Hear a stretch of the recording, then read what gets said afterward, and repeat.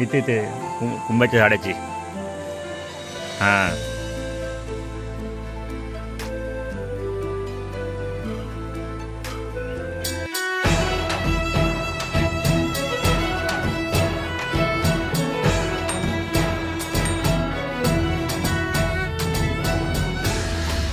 नमस्कार मित्रांनो, मी प्रेम महाडिक आणि पुन्हा एकदा स्वागत आहे आपल्या चॅनलच्या एका नव्या व्हिडिओमध्ये. तर गावाकडची मजा ही सीरीज चालू आहे आणि आज मी आलेलो आहे आमच्या काजूच्या आणि आंब्याच्या बागेमध्ये. तर काही खास कारणासाठी आलेलो, थोडं काम करण्यासाठी आलेलं आहे. आणि बघा एक काही द्रावण दाखवतो, ते कसलं आहे ते ओळखा. हे पहा,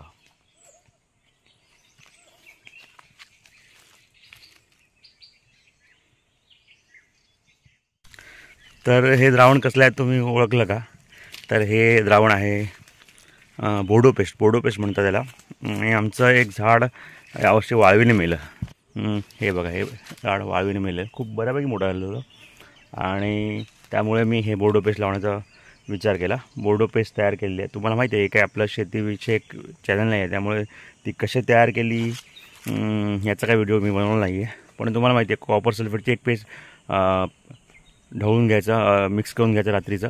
आणि चुना, कळीचा चुना असतो तो सेम क्वांटिटी पाण्यात विरघळून घ्यायचा आणि सकाळी उठून ते एकमेकात मिक्स करायचं. त्याची एक प्रोसिजर आहे.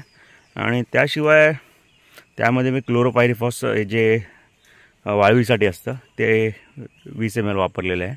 आणि हे द्रावण मी आज झाडांना फासणार आहे, खोडांना फासायचं फक्त. आणि जरी पाऊस आलेला असला तरी पावसाने काही फरक नाही पडणार. पावसाने जरी ते विरघळून खाली उतरलं मुळाशी, खोडाच्या बुंद्याशी, तरी वाळवी तिथूनच चढते. त्यामुळे काही म्हणजे वाया जाणार नाही आहे. सो आता आम्ही लावतो बोर्डो पेस्ट काजू झाडांना. त्याशिवाय आंब्याच्या झाडांनाही लावणार आहे. त्यामध्ये थोडा गेरू मिक्स करून आंब्याच्या खोडांनाही लावणार आहे.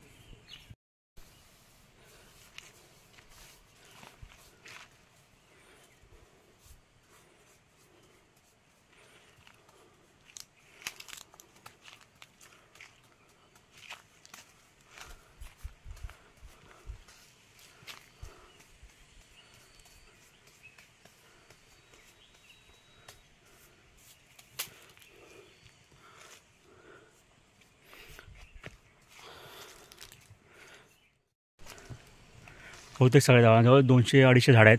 सगळ्यांना लावून झालेले आहे. जवळपास 2 तास लागले आम्हाला. 8-8:30 आलो, जवळपास 10:30 झाले आहेत. 2 तास लागले सगळ्या झाडांना लावायला. बरीच झाडी छोट्या आहेत त्यामुळे वेळ नाही लागला. मोठ्या झाडांना थोडा वेळ लागतो. आता फक्त उरलेत आंबे. सो आंब्यांना लावायचं आहे बोडो पेस्ट, पण त्यामध्ये थोडा आता गेरू मिक्स करतो.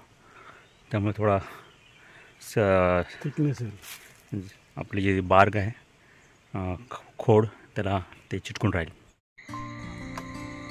आता घरची माणसं आलेली आहेत आणि तुम्ही पाहू शकता फाटे वगैरे जमा करतात.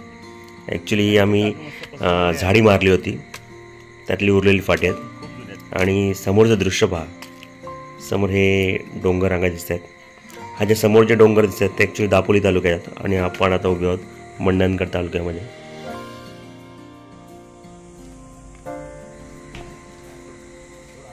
ही बघा किती फाटी जमा झालेली आहेत. आणि सुप्रिया वर गेलेली आहे, कशासाठी गेलेली आहे माहीत नाही. काय बघते काय माहीत, लक्ष माहिती नाही मला कधी गेली वर.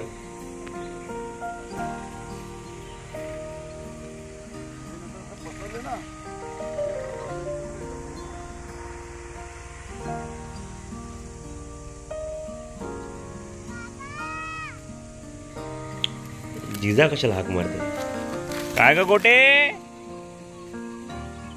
पेरू झाड लावायचा? हां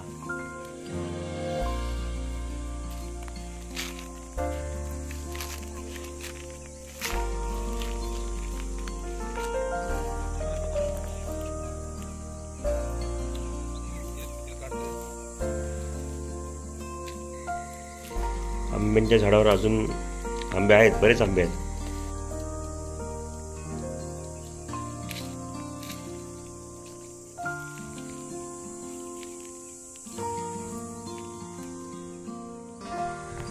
झाडांच्या थोडं जवळ आलो, जवळून बघू की नक्की किती आंबे आहेत आणि किती तयार आहेत.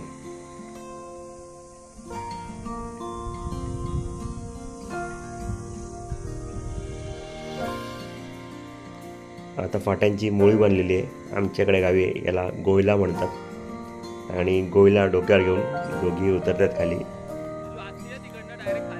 खरं म्हणजे आमची जमीन थोडी उतरणीची आहे, त्याशिवाय खडकाळी आहे, त्यामुळे उतरताना खूप जपून उतरावं लागेल. रिस्की आहे थोडं. पण त्याच खडकाळ्या जमिनीत आम्ही नंदनवन फुलवण्याचा प्रयत्न केलेला आहे.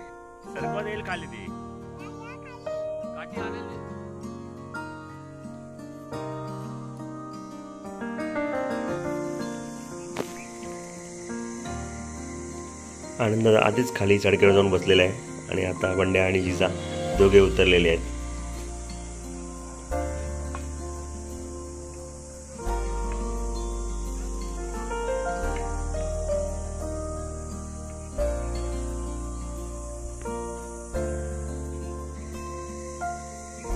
उतरल्या, जवळ आलेल्या आहेत. बघा किती उतरणीची जागा आहे आणि खूप रिस्की आहे. थोडा जरी पाय सरकला सरळ खाली गरंगळत याल.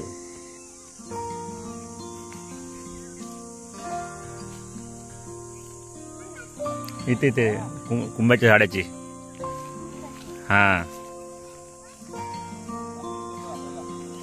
बंड्या घे रे जरा. थांब सुप्रिया, जाऊ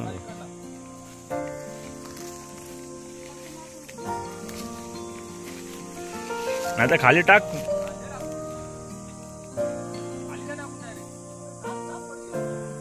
नाही नाही, उतरायला आता नीट व्यवस्थित शिड्या केलेल्या आहेत तिथे. हा अशी उभीच आहे ती, काठी आडवी करूच नको.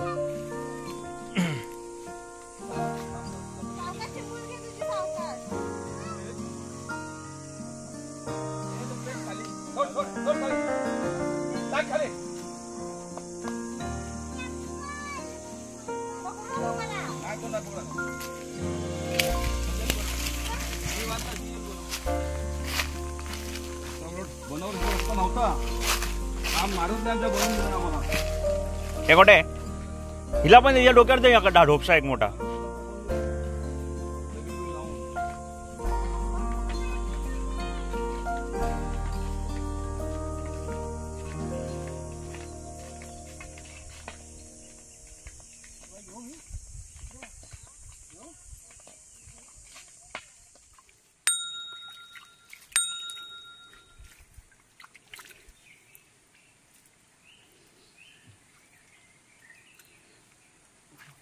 पाणी घेतो, पाणी चालू ठेवा.